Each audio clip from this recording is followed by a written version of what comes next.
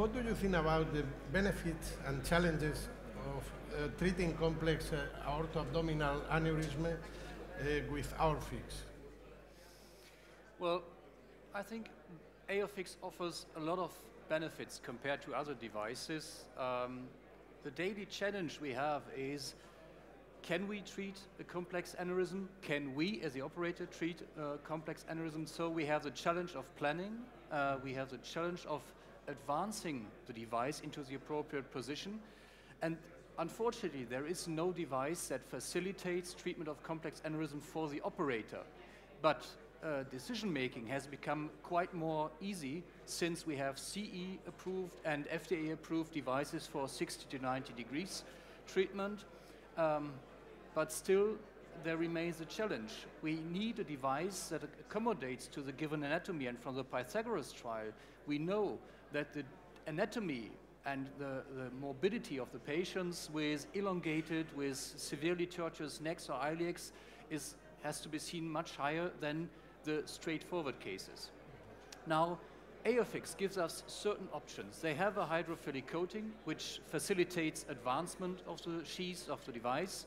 And this device behaves completely different from others because it accommodates to the given anatomy during the deployment process, which means we have this, let's say we have a stiff deployment device like in any other device, but while deploying it, the graft slowly accommodates to the tortuosity because it's fixed by two push rods. And these two push rods are quite flexible, moving and accommodating to the given anatomy. And what you can see here on the slide, you see how it deploys, and you see how these push rods anchored distally to the tip can move to the right, to the left, and the device itself can accommodate to the anatomy.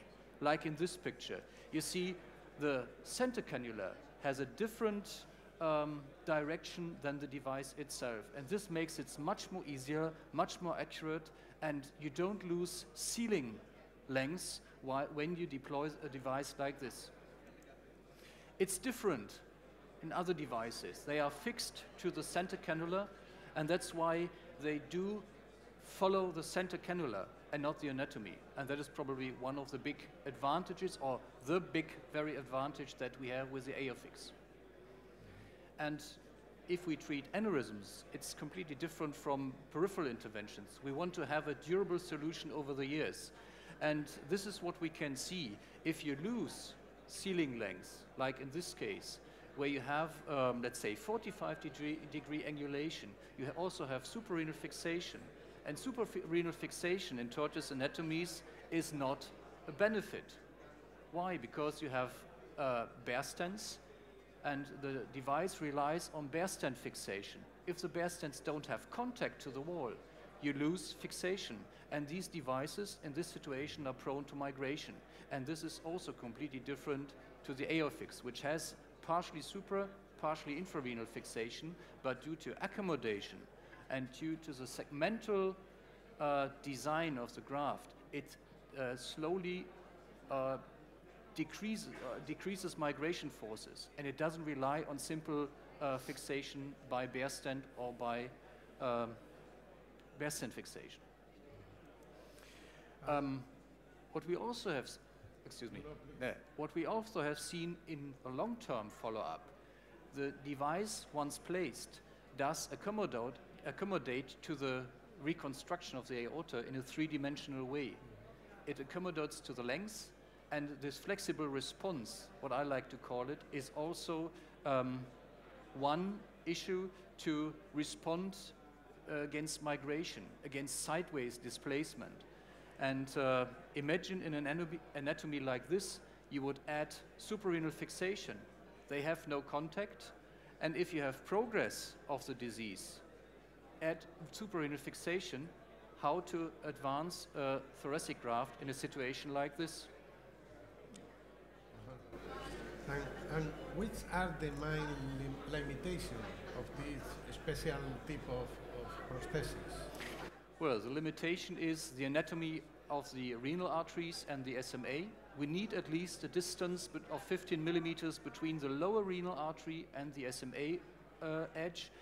and diameters. We have only 31 millimeter devices, top end diameter, and 20 millimeter distal end diameter. So for the bulky necks, we don't have a solution up to now. Up to now. Up to now. The future? Well, the future is in the second half of the year, we will have 34 millimeter and 38 millimeter devices, which means we can very reliably treat complex anatomies that are not invitable for fenestrated or for stiff grafts with a flexible graft, and we can use all the advantages of the graft we have already seen, and that's why it has achieved FDA approval. We can use all these benefits, the beneficial effects, for bigger diameters and probably even for more healthy people where we don't want to go for fenestrated or where we cannot go for fenestrated devices.